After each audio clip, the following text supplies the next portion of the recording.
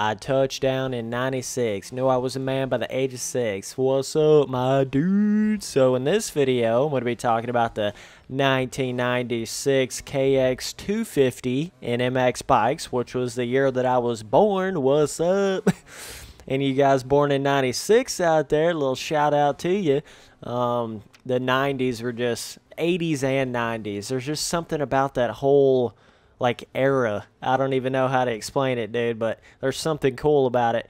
But what's funny is I think they actually took the sounds of a 1996 Weed Eater and put that in on the KX250, because that's what it sounds like in this game.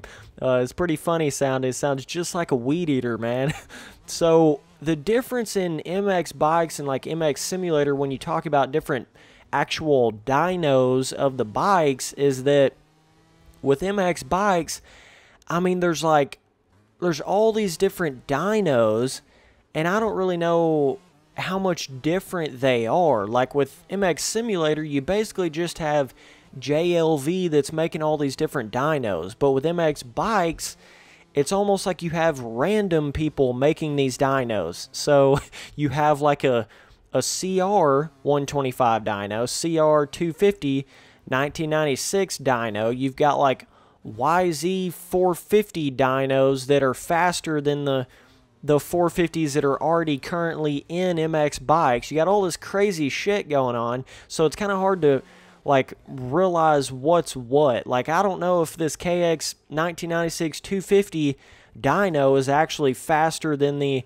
or slower, I meant to say, than the normal like KTM 252 stroke. I don't know if it's slower, I don't know if it's faster, I don't know if it sounds, I don't know. Like, I just haven't like messed around with all the dynos enough to really tell you all that, but I will say this 1996 KX250 is actually fairly quick. I mean, it's not that bad on power. You know, you might think, oh, since the dyno itself is actually titled 1996, you would think maybe it was like slower or whatever. But I mean, honestly, I don't really think it's all that much slower. I think you can still definitely get around the track and hoss up pretty well on it if you know what you're doing here. And this was actually the first time that I ever rode on this Washougal MX bikes track here, so you gotta bear with me just a little bit. Didn't really know what I was doing on some of these corner sections here, even though, oh wow, I just said I didn't know what I was doing, even though I've rode on Washougal like 10 million times on MX Simulator. But it's just different, you know, it's just different in a game like this. The sections are a little bit different. It's like the distances of like the scaling of some of the lanes on the sections and some of the straightaways and stuff and the corners, that's all a little bit different than how it is in MX Simulator. I don't think it's as accurate in this game as it is on MX Simulator. It's just a little bit different, you know. You got to be careful on this track. For whatever reason, it's got a really slick, like if you try to get on your front brake, it just instantly wants to slide out, and I don't even have the reins set on or anything like that. So that's just like a default dirt setting on this track. So it's pretty crazy how they have all these different like dirt settings and stuff like that in this game. I mean, MX Simulator has that, but it's not to the extent of this game. This game's got a real, like, the dirt can have different levels of softness almost, is what it feels like to me, you know, whereas like MX Simulator, it's really hard to capture like actually having softer dirt in MX Simulator, because there's no like actual give to the dirt. It's all just a terrain, flat terrain surface, whereas this game, it's actually got like a pretty extensive like mellower terrain deformation system. I don't really know how to explain that, but I think this game captures like the softness of the dirt more than MX Simulator does. I mean, you can do it if you really get like a muddy tile map on MX Simulator that really captures that feeling where when you land, it's not like a really abrupt, harsh landing.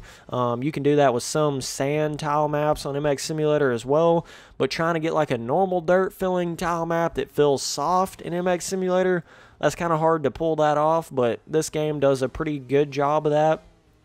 So like they just kind of, you know, this game does some things I don't even know if I'd really call it better, but just it does it in a different way. than MX Simulator. You know, it just kind of does it differently. And then MX Simulator has a lot of other things that it does differently. And I would go as far to say that MX Simulator does a lot of things better than this game does. But they're two completely different games. This game's like hasn't been around as long as MX Simulator and all that crap. I understand it. But anyways, let's get back to talking about the actual two-strokes in this game. So, like, you would think two-strokes would have a real different kind of power feeling in a lot of these simulator games. And I mean, they do feel different, but I almost feel like a lot of the two-strokes in some of these games don't have the same sort of pep, like the same sort of just like rip you out of your seat kind of feeling, you know.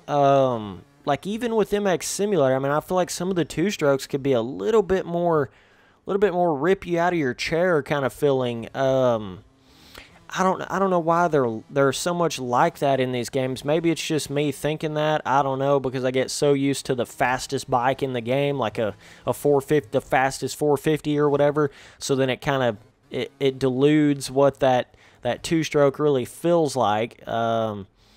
But yeah, you know, in real life, even if you like go ride a 250F and then you go back and ride a 125, it's like, whoa, dude, this 125 is crazy. Even though it doesn't have the same sort of torque, it still has that just like, you know what I mean? Like that just gets you up and going, dude. Get your balls a-jingling, like that kind of feeling.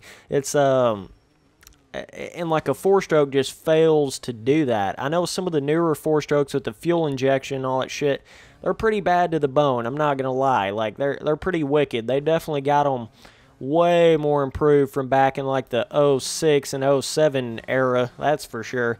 You know, I compare my real life 07 YZ250F to my 2016 YZ250F, and it's night and day. Straight up night and day, dude. Like that 2016 YZ250F, just the sheer like throttle response difference is just unbelievable. But the two-stroke, the throttle response of it, I think, is what really, that's what's always going to be unmatched between a two-stroke and a four-stroke. You're never going to get it like how a two-stroke is with throttle response. It's just never going to be like that.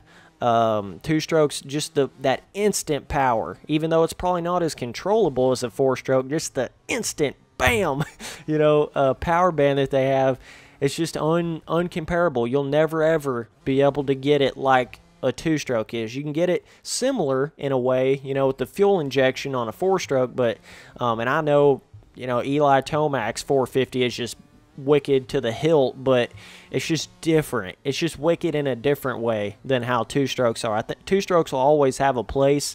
I feel like they'll always have a place in my heart, but I'm just talking even in the motocross general realm, they'll always have a place. And I don't see why all these motocross companies don't continue to make two-strokes. I know Yamaha does and KTM does. Did some of the other companies start trying to do it a little bit here recently? I don't know, but every single one of those companies should still make two-strokes. I don't see why they don't. I think that's absolutely retarded. I don't know why they don't, you know, make 120. Every single one of them make 125s and 252 strokes. At least do that kind of stuff, you know. And even, I mean, I don't know why like Honda doesn't still make a 500 two-stroke. I mean, I don't even get that. Like, do they not understand how many people would actually buy that? Even still to this day, there would be so many people that would buy a CR 2017, 2018 Widowmaker 500 two-stroke. Like, I'm telling you, them things they'd sell like hotcakes off the shelf, dude. That people just love two-strokes. Like, they're not going anywhere. I don't know why they sort of got this kind of vibe like, oh, two-strokes are out and done and no one wants them anymore. That's a load of bullshit donkey talk right there, dude. Two-strokes are just as in as they ever was. I mean, they may not be the premier race bikes in the pro ranks, but I mean, when you really think about it, that's most people, that's not even what it's like really about. It's really just, are you having fun on the bike? You're just riding at your local track. You're just doing your kind of thing. And two-strokes really fit into that, I feel like. So that's kind of my opinion on the whole two-stroke versus four-stroke kind of thing that you got going on. But either way, it's a fun bike in this game, no doubt. I'm going to try to go through here and test out some of the different dynos. There's so many different ones in this game. Like, you would think they were just skins. That's how many different ones there are, but they're all different dynos that you download. They're not currently, like, already in the game as default. It's just like random people's made these different dynos in the game. It's pretty crazy how they do it on this game. But and I'm going to also do some raw lap videos of some of these different two-strokes and stuff so that you guys can actually hear the audio of it. I'm going to try to go in there and do some of that on MX Simulator and MX Bikes and MX vs. ATV Reflex and basically any motocross game out there. So either way, I appreciate you guys watching all the videos. Later, dudes.